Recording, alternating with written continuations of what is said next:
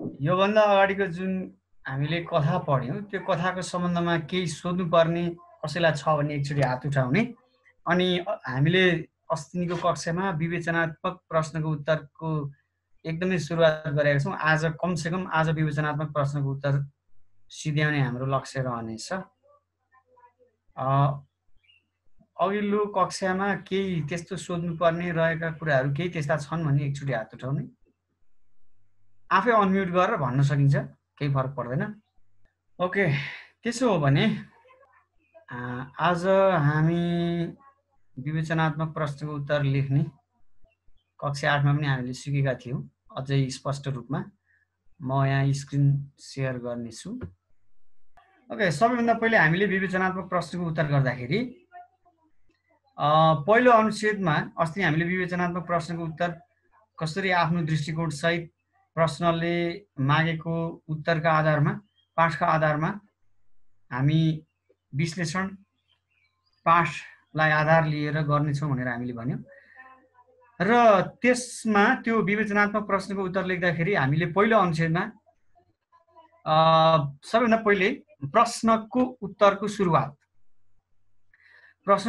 सुरुवात वा विषय प्रवेश वा भूमिका लेख्दाखेरि पाठलाई आधारमा लिएर पनि गर्न सक्छौँ र रचनाकारलाई लिएर पनि रचनाकारका सम्बन्धमा थोरै केही कुरा लेखेर पनि हामी कुनै पनि प्रश्नको उत्तर लेख्न सक्छौँ। अब यसमा यो लोककथा भएको हुनाले कुनै यसका खास वास्तविक स्रष्टा हुँदैनन्। यो लोक जनजीवनमा भन्ने सुन्ने क्रममा रहेको कथा भएको हुनाले यो सम्पादक मण्डलद्वारा राखिएको कथा हो। र जस्तै यहाँ हेरिहालौँ है त, पहिलो अनुच्छेदमा भूमिका कसरी लेख्ने यो पढ्न सकिन्छ होइन। जस्तै असल मित्रले निर्वाह गर्नुपर्ने कर्तव्यलाई 2 मिनेटको कथाका आधारमा कसरी प्रस्तुत गरिएको छ भन्ने प्रश्न छ एउटा विवेचनात्मक प्रश्न। सुरुवात गर्दाखेरि हामीले जस्तै हामीले यहाँ भनेका थियौँ भूमिका विषय प्रवेश वा कुनै पनि प्रश्नको उत्तर सुरुवात गर्दाखेरि या त पाठलाई अलिकति केन्द्रमा राखेर गर्ने या रचनाकारसँग केन्द्रित भएर गर्ने भनेर भनेका थियौँ। जस्तै हामीले यहाँ चाहिँ पाठमा केन्द्रित भएर यो प्रश्नको उत्तर हामीले सुरु गरेका छौँ। जस्तै हेर्ने सबैले असल मित्रले निर्वाह गर्नुपर्ने कर्तव्यलाई 2 मिनेटको कथाका आधारमा कसरी प्रस्तुत गरिएको छ भन्ने प्रश्नको उत्तरको सुरुवात पहिलो अनुच्छेद लेख्दाखेरि मित्रता, इमानदारिता, बुद्धिमत्ता तथा साहसको उत्कृष्ट तथा कलात्मक अभिव्यक्ति नमुनाका रूपमा प्रस्तुत है। अब यस कथामा मुख्य रूपमा व्यक्त गरिएका भावहरूमध्ये मित्रता एउटा मुख्य कुरा हो, त्यस्तै इमानदारिता अर्को कुरा हो।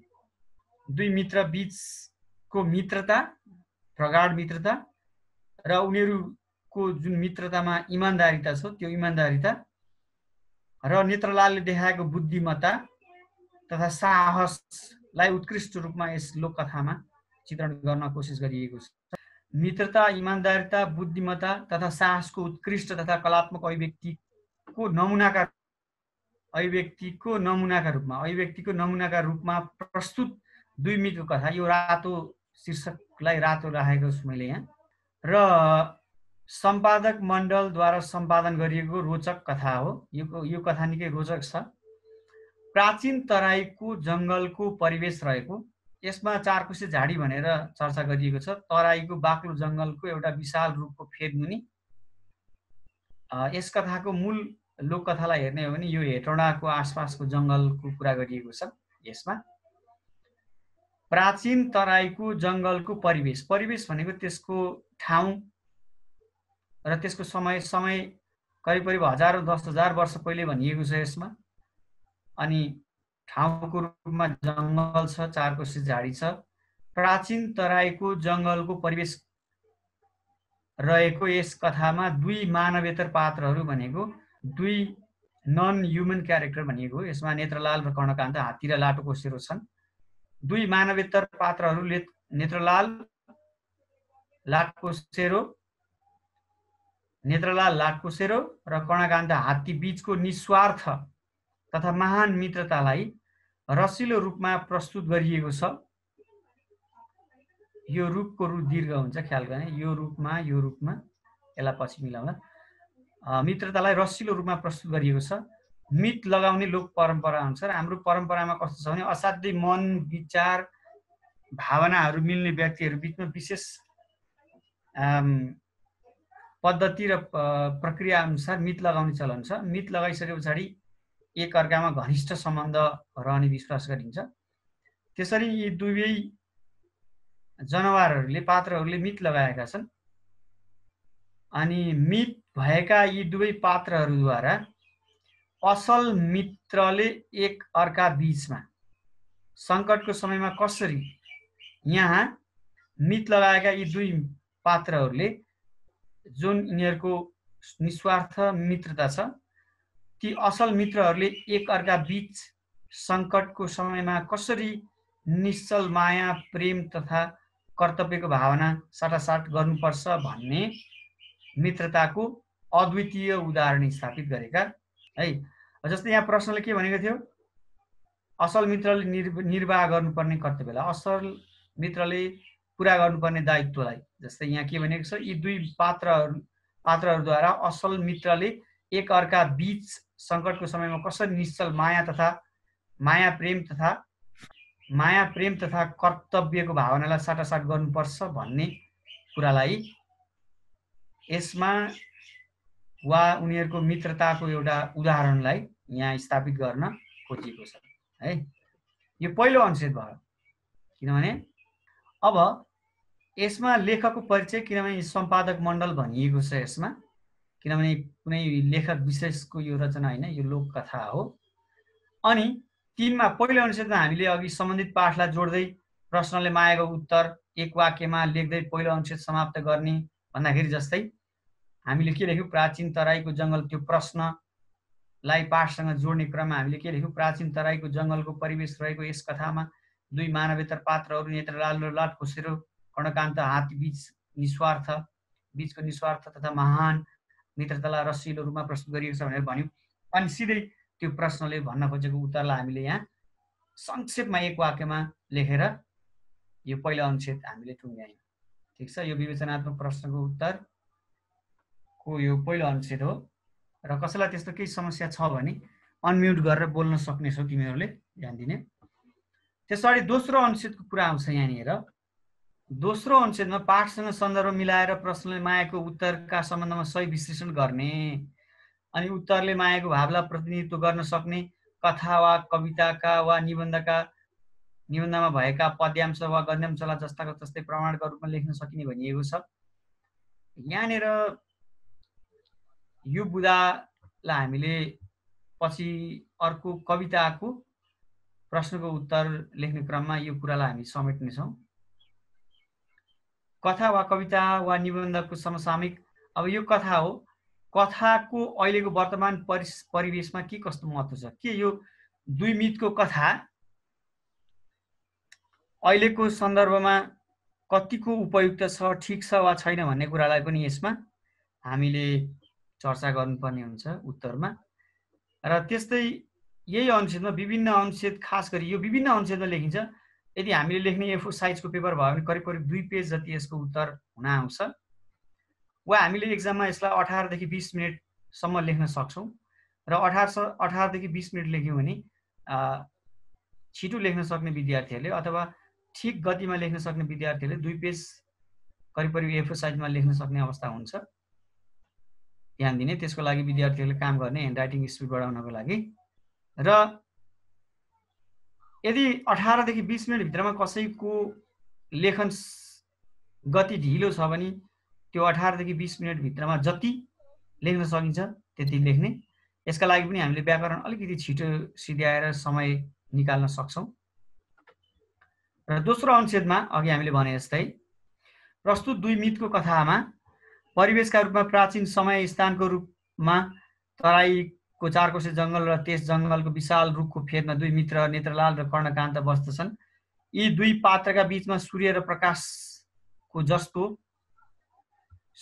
प्रकाशको जस्तो अन्योन्याश्रित प्रगाढ मित्रता रहेको देखिन्छ। भनेको जसरी सूर्य र प्रकाश, सूर्यबाट प्रकाश निस्किन्छ, प्रकाशबाट सूर्य रहेको हामी थाहा पाउँछौँ। भनेको अभिन्न प्रकाश र सूर्य जस्तो अन्योन्याश्रित, एक अर्कामा आश्रित प्रगाढ एकदम गहिरो मित्रता रहेको देखिन्छ।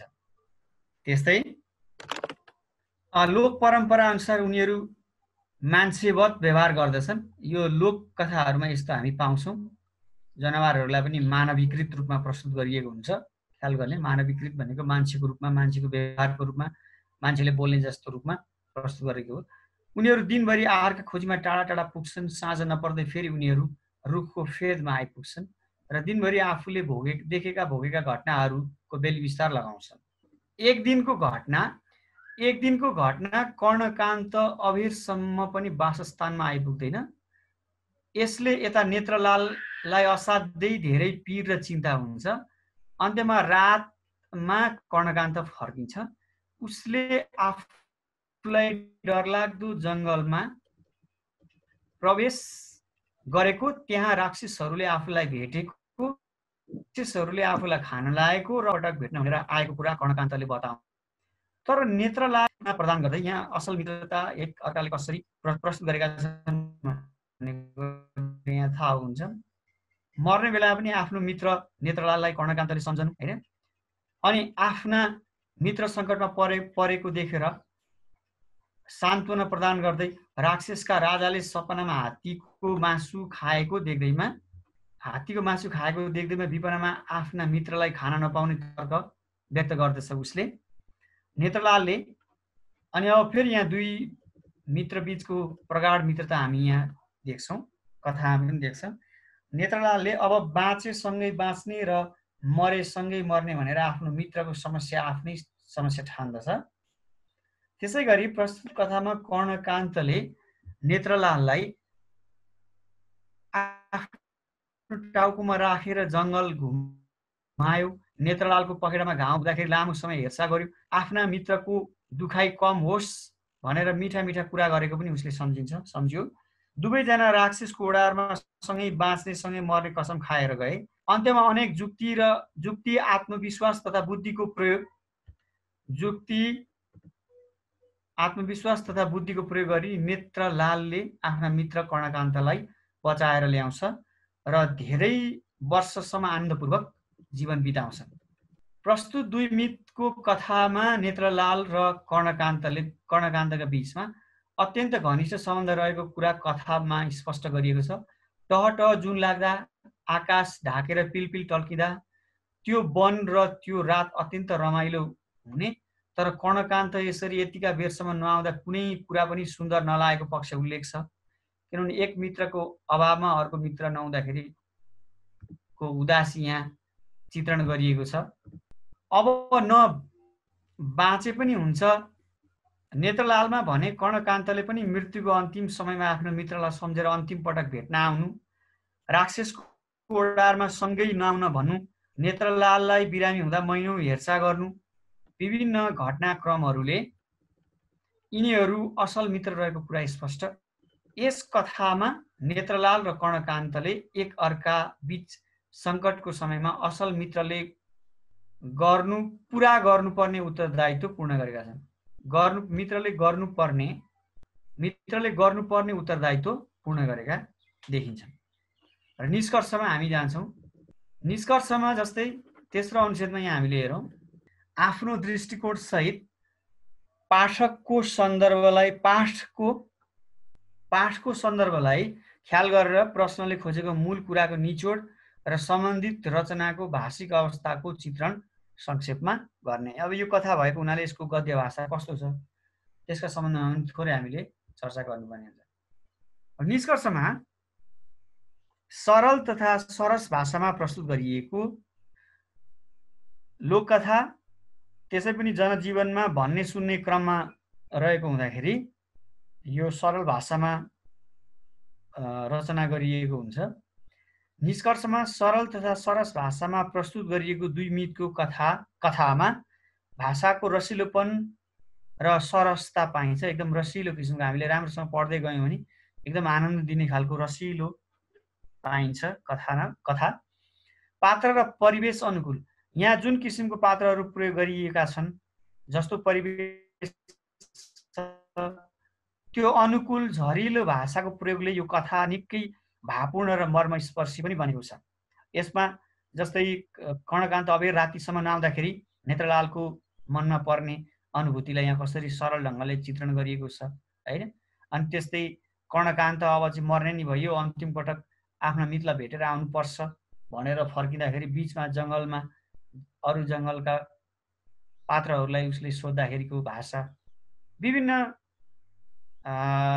नेपाली जनजीवनमा प्रयोग हुने ठेट नेपाली झर्रा शब्दहरूको प्रयोगले कथा यथार्थ बनेको छ। ठेट नेपाली र झर्रा शब्द भनेको नेपाली भाषा मात्रै मौलिक रूपमा प्रयोग हुने शब्दहरू हुन् र नेपाली जनजीवनमा प्रयोग हुने ठेट नेपाली र झर्रा शब्दहरूको प्रयोगले कथा यथार्थ बनेको छ, वास्तविक बनेको छ।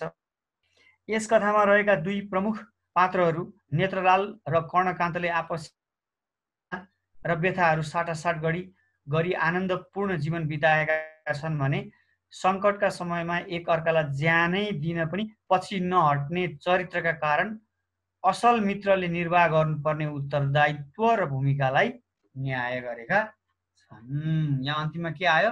भावगत आफ्नो दृष्टिकोण वा निचोड के आयो भन्दाखेरि यस कथामा रहेका दुई प्रमुख पात्रहरू नेत्रलाल र कर्णकान्तले आपसी सुख दुःख, हाँसो खुसी तथा पीडा र व्यथाहरूलाई साटासाट गरी आनन्दपूर्ण जीवन बिताएका छन् भने सङ्कटको समयमा एक अर्कालाई ज्यानै दिन पछि नहट्ने चरित्रका कारण असल मित्रले निर्वाह गर्नुपर्ने उत्तरदायित्व र भूमिकालाई न्याय गरेका छन्।